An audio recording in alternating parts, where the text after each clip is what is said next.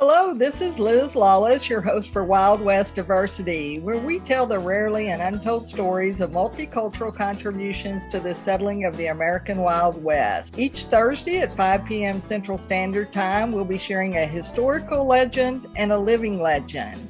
Someone from history and someone living that Western lifestyle today, keeping it alive for the future generation. We hope you'll join us on Thursday. If not, we'll see you on the trail.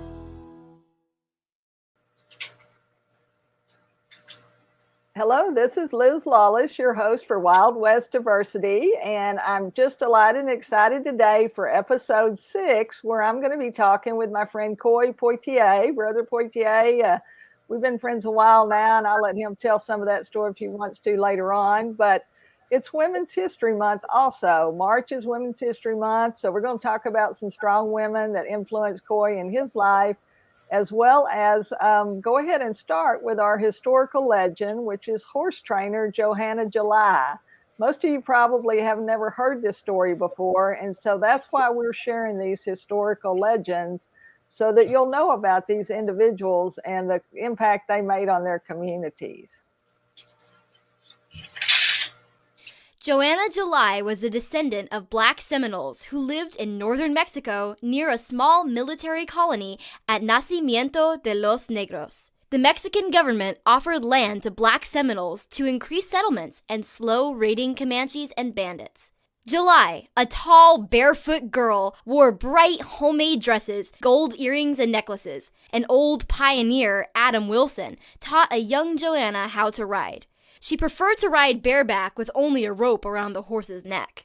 The U.S. Army, desperate for translators and scouts familiar with the border country, began to employ Black Seminoles who got land in exchange for service. The July family settled near Eagle Pass, where Johanna herded goats and cattle, in addition to working the horses with her father and brother.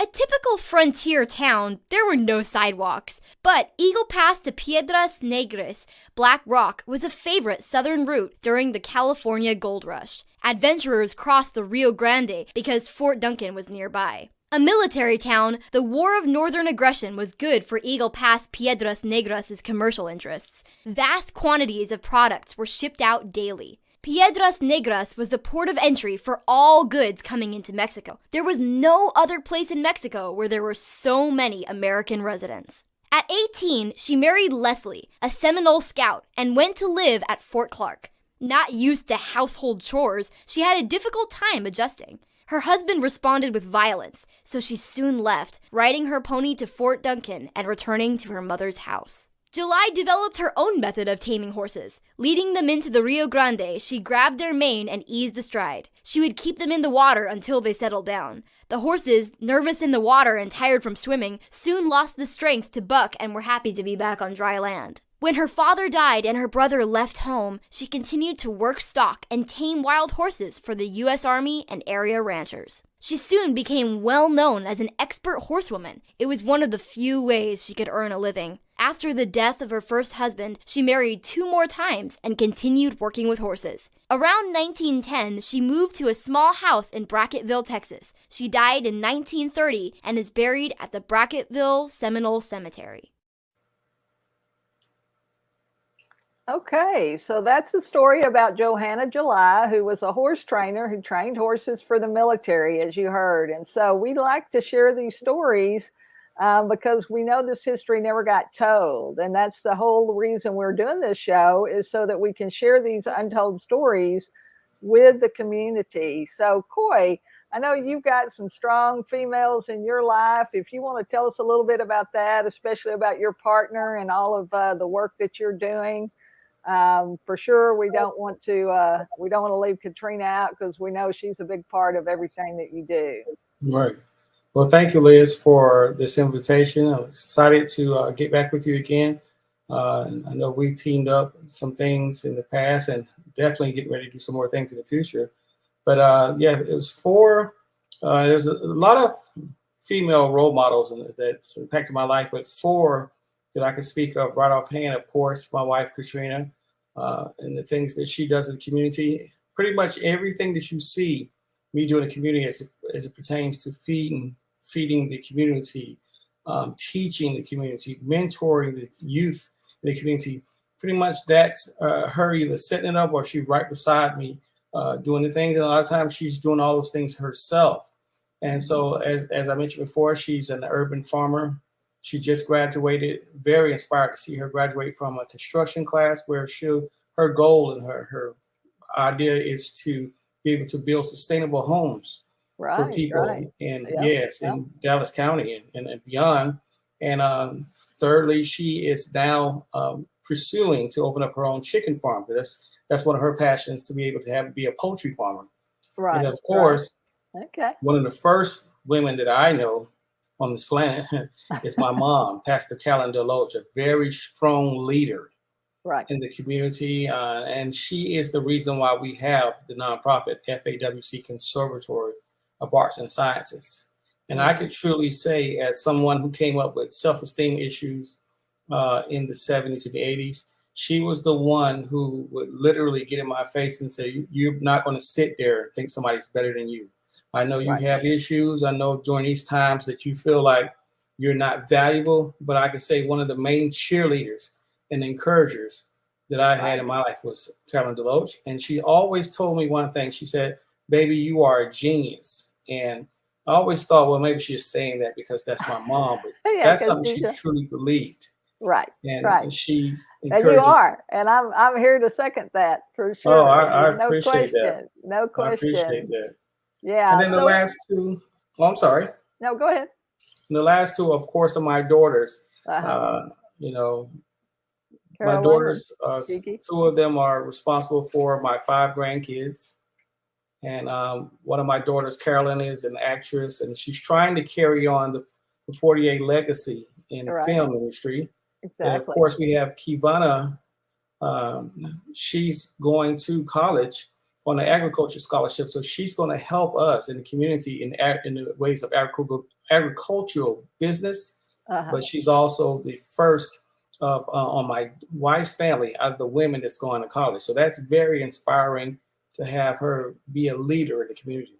Right. That's great. That's great. And she grew up, luckily, she grew up learning by watching you and her mom, by watching you and Katrina and Grandma and Carolyn and your dad and all of them. So, so that's a great legacy too. And that's another part of this really that you find in the Western history is this legacy of family.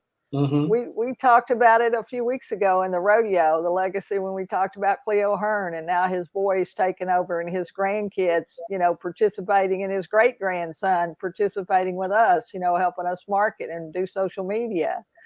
So it is a great legacy, and I'm so glad to see that, sometimes the kids want to do what you're doing and sometimes they don't. So, my mother had a bookstore, and so I'm in the book business in a roundabout way. I'm continuing her legacy, just not in the retail aspect of it, Well, let's talk about that. You've got a great video. We're going to share that in just a minute, but let's talk just a little bit about your journey. You moved here to Texas from Florida, right? To be closer to your mom and to help in the music ministry. Right. Start that way, and then you went back to school yourself and got the the film program. Tell us a little bit about that. Well, also before I even say that, I'd like to thank you and Mr. Hearn, because I'm not sure, maybe that when you all invited my mom to pray at the Fort Worth Stock Show and Rodeo, I believe she may have been the first. I don't know if she's the first one, but I possibly believe she's the first Black woman to be able to pray at the Stock Show and Rodeo at that major event for the Cowboys of Color Rodeo. So that was very powerful, and I'll never forget that, because that was very inspirational for her. Right. And that's too. That's too. But back into it, we moved here. My mom and my father here started a ministry back in 2007. Of course, Katrina and I, they made the call. We came. But I never in a million years suspected my life to change for the great that it has now. Being able to meet Kathy Tyner and Dennis Bishop, and to go to Katy College, where I would graduate from as one of their first film production students. From there, as a student film, to come up with, I meet you at, actually at the Apple Store, and I told you my desire to do a film on black cowboys, and you said, well, I'm going to introduce you to somebody. Right. And between you and I believe Trina Robinson, you both introduced me to Cleo Hearn.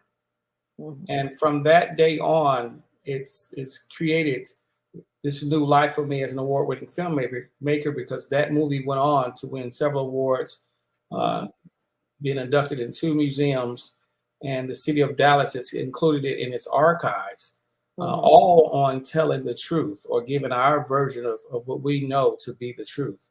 Right. And so that started it started a whole new career for me as well as a historian.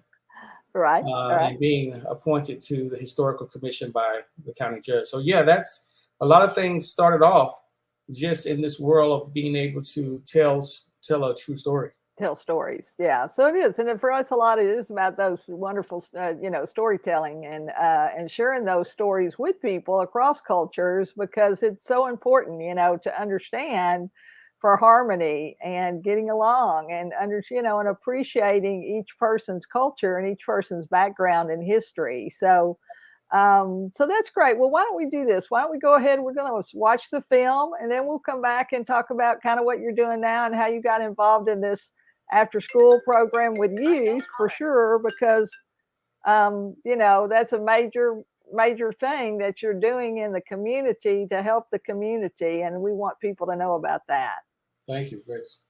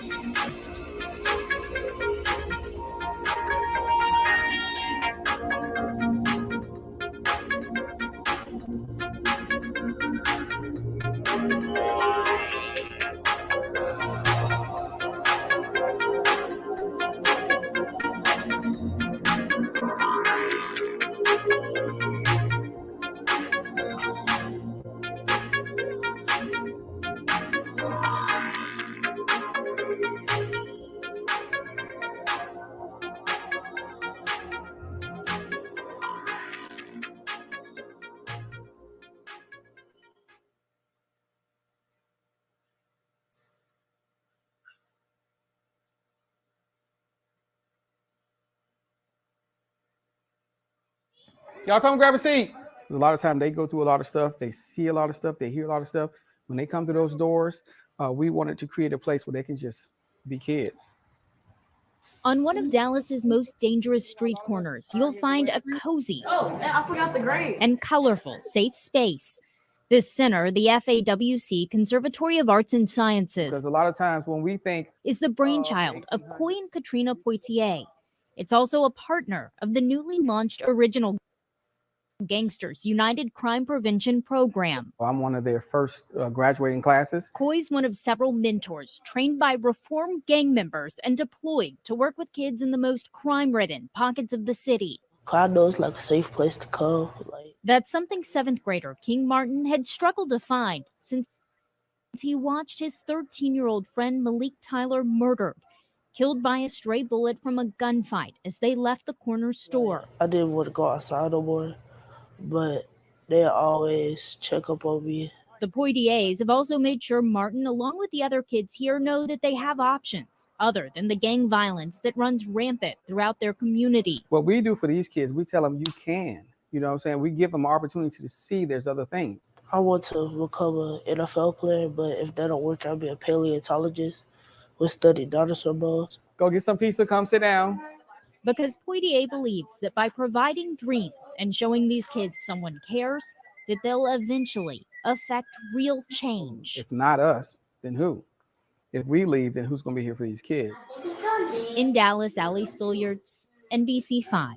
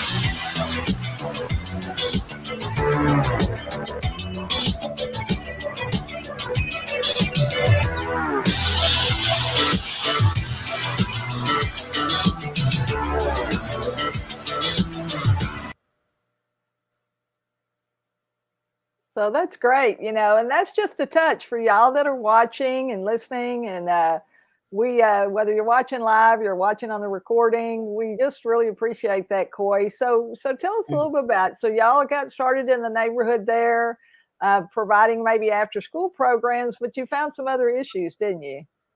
Yes, well, we started off with, we were teaching kids arts and sciences that are not generally introduced to areas of low income or underserved communities. So what we wanted to do, we wanted to go out there into the Pleasant Grove area and try to introduce some of these arts and sciences.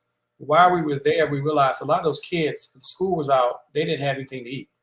And for some of them on Friday, when we gave them a snack, that would be the last meal they would have until Monday morning when they went back to school. So we got together, we figured out, why don't we not only feed these kids, but we teach these kids how to grow their own food. So it kind of adds to the teacher person how to fish. But we actually teaching them to have their own fish farm. So that way they could continuously grow their own food. And so that's how we moved into that whole arena, went from just teaching them about arts and sciences, but also giving them a way to keep food on the table and possibly even start a business. Right, and engage in that activity, because the kids in urban communities don't even realize, and it doesn't matter. You don't have to be African American, or Hispanic or white or poor. I mean, sometimes you live in a community where there's a food desert.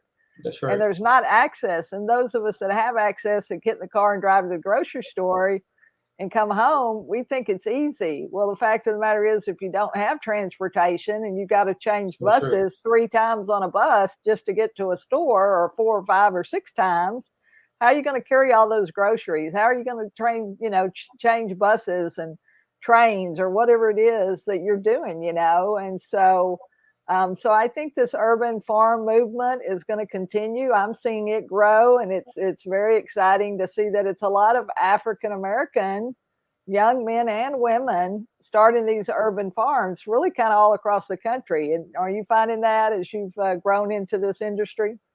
Yes, because we're coming up to 2050, where the population of the United States, the world is going to grow, and they're looking to food access and food issues. And so right now we want to teach people to be ahead of the game, not only just coming in with a hand out, but a hand to give, a hand of preparation.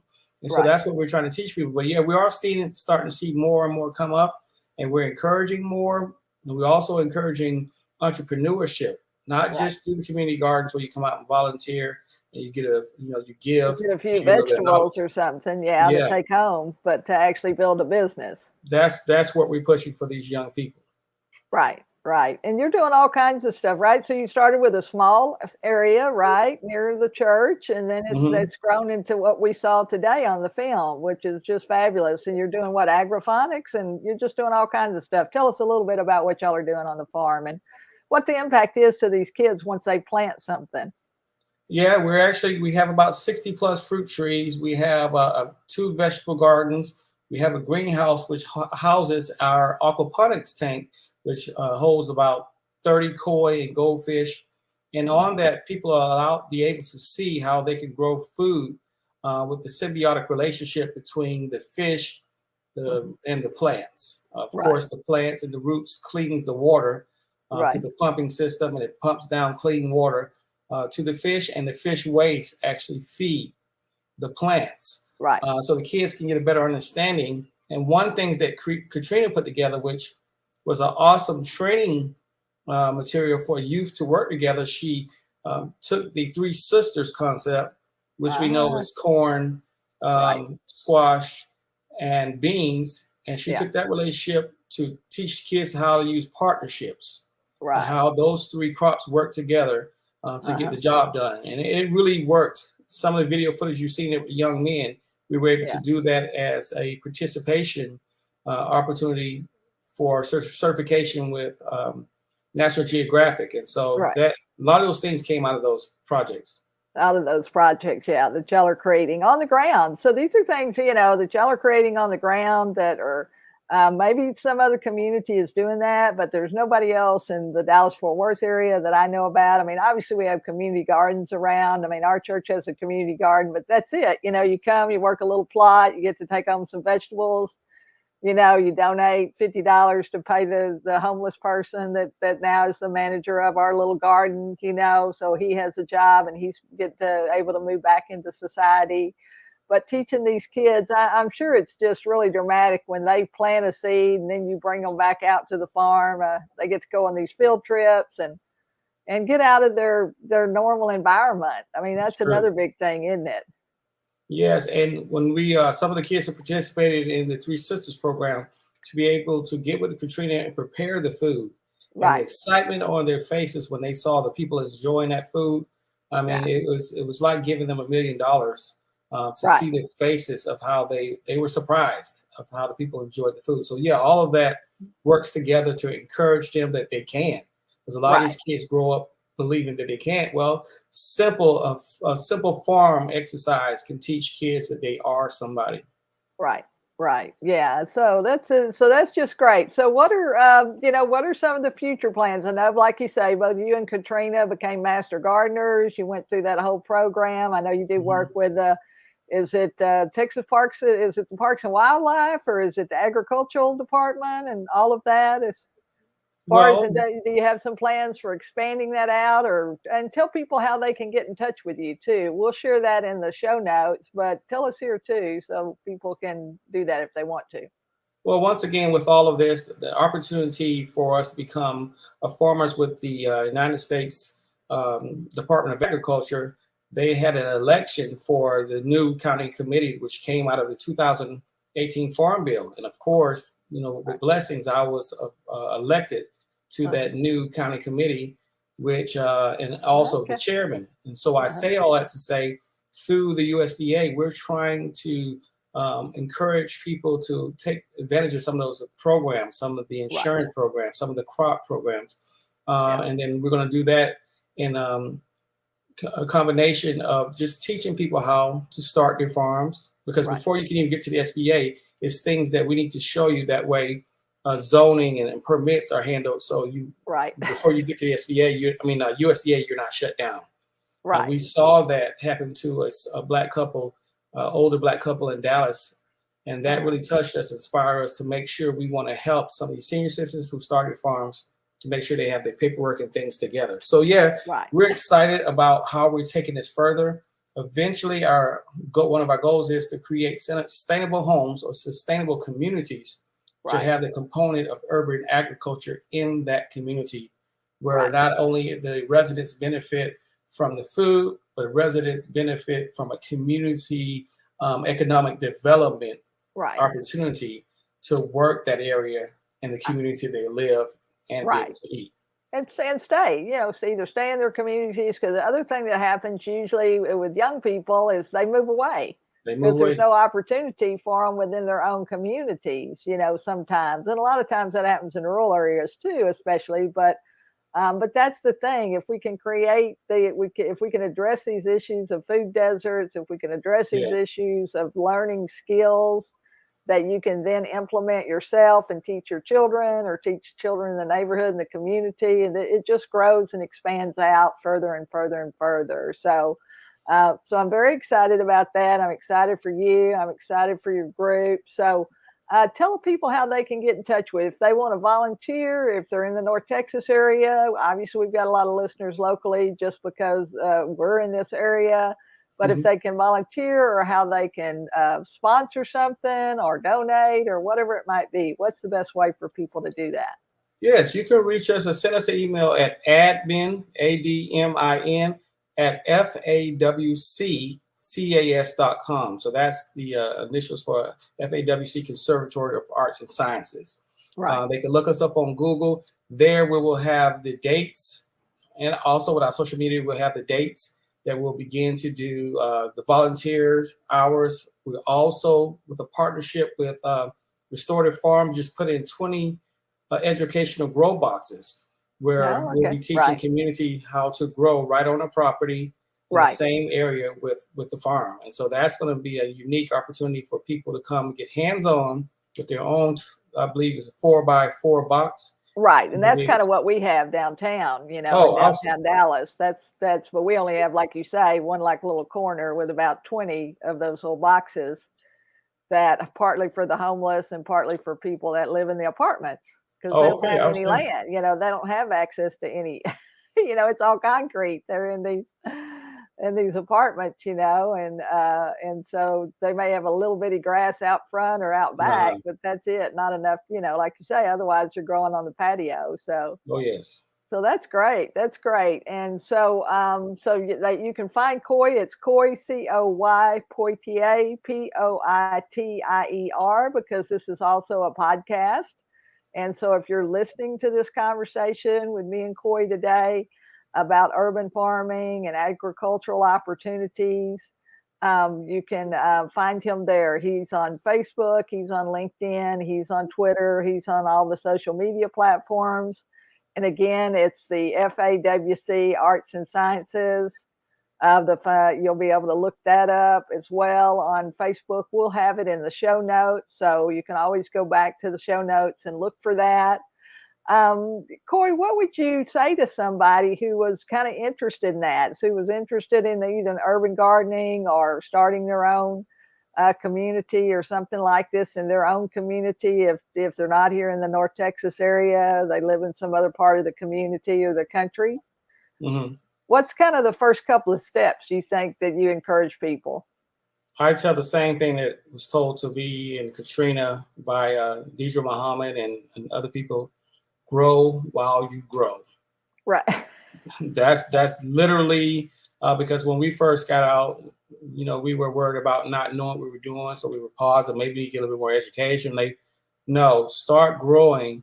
You can grow from pots. You can grow on your windowsill. You can grow. Matter of fact, I seen on YouTube where some people was taking soil in the cracks of sidewalks and creating huge lettuce and huge things that you thought that you couldn't grow. You would think you couldn't grow. Yeah. No, Yeah. I was experiment. astonished by the watermelons and the lettuce and the eggplants and yes, tomatoes and all the things that y'all have there and the fruit trees. I know that's just invaluable to you too. And my grandfather loved plums and peach trees, and he was always grafting them together, trying to grow his own, that's true. unique tree.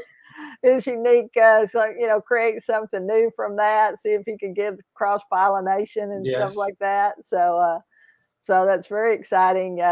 For me, I think it's a huge part of the Western legacy. And that movement across. I mean, that's what happened. I mean, people were moving from the East after the Civil War. They were moving west, and these were people that had farms. These were people that interacted with animals and had farm animals. They had cattle, they had chickens, they had goats, they had horses and mules and cows. And so, when they came, if they had those things, they brought those animals with them. And then they figured out a way, and obviously the Native Americans, Indians were, very instrumental in teaching some of those settlers, what to grow and what would survive in certain climates and stuff, because they didn't have everything like we had today. They couldn't just go to the internet and look it up, right? And get some information like we can. So it's very exciting. So I appreciate that so much. I hate that we only have so much time with the show, but what's one last thing, if there's somebody out there and they're listening, and what would you encourage them? What would you share with them the last thing today before we have to jump off of here? And we'll hopefully have you come back again later on. We'll have Katrina come on and talk about the farming with chickens once y'all get some of those additional programs going. That'd be great. Yeah, we just invite people to come out. We're at 1510 Rogers Avenue in Lancaster. Come out and grow with us. We are all continuously learning. There's always something we can learn. So you're not new. It's just something else different that you're doing. Just come on out. We would love to inspire you to grow. And I believe that everybody can do it. I inspire everybody to do it. Or, I'm just here to mentor. I'm here to partner. But I believe that you can do it. And I think you just got to start today. Right, right, great. Okay, well, thanks. So y'all heard it here. You heard it from Coy Poitier, master gardener, urban farmer, award-winning filmmaker and musician. Coy, thanks so much for joining us here on Wild West Diversity. Yes, This is ma'am. our Thank you. show. We're here every week at 5 p.m. Thursday from 5 to 5:30. The live stream is then put on our archives on our YouTube channel. It goes out to our podcast across multiple platforms, so you can always come back and re-listen if you want to do that, if you happen to be driving or working out or whatever. And then we have our e-newsletter, which you can find at www.wildwestdiversity.com. You can subscribe there. We ask that you subscribe to our YouTube channel because that always helps you in the rankings and it helps other people find us, when you have grow your subscriber list. And this is a new program for us, this sharing Western history and legacy. And so I really appreciate you, Coy, that you could bring this urban farming, to that legacy, because for sure that was a part of the historical legacy of the American Wild West. Yes. And how people traveled and settled and stuff. And I hope that you'll continue to do these great films too, even if they're short films. We appreciate that, one of the documentaries that we have is about the Cowboys of Color Rodeo is because Coy came out and did that as a project and won so many awards and got recognition for us all over the world. So Coy, thanks for being here. Yes, ma'am. And thanks for your continued support of Katrina and I. For sure. And we'll be coming out to the farm and bringing the kids out here too. So don't wait. Go see Coy in Lancaster, Texas. Go check out their website. Go check out their social media. If you can volunteer. If you can donate. If you want to sponsor an activity and a program, all of those things are available for you. Remember, it's Coy Poitier at Coypoitier.